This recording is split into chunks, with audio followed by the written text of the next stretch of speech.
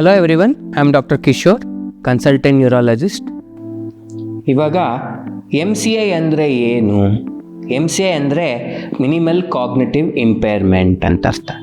ಇವಾಗ ನಾರ್ಮಲ್ ಏಜಿಂಗಿಗೂ ಡಿಮೆನ್ಷಿಯಾಗೂ ಮಧ್ಯೆ ಇರೋವಂಥದ್ದು, ಅಡ್ಗೋಡೆ ಮೇಲೆ ದೀಪ ಇರೋ ಥರ.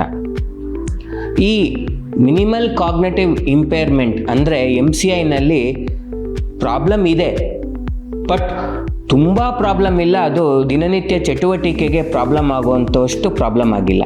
ಅದನ್ನು ನಾವು MCI ಅಂತ ಹೇಳ್ತೀವಿ.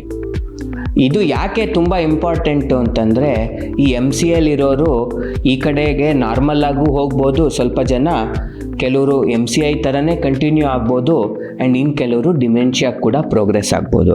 ಆದ್ದರಿಂದ ಈ MCI ಇರೋರು ಕೆಲವು ಟೆಸ್ಟ್ಗಳನ್ನ ಮಾಡಿಕೊಂಡು ಏನಾದರೂ ಕರೆಕ್ಟಬಲ್ ಪ್ರಾಬ್ಲಮ್ಸ್ ಇದ್ದರೆ ಅದಕ್ಕೆ ಟ್ರೀಟ್ಮೆಂಟ್ ತಗೋಬೇಕು.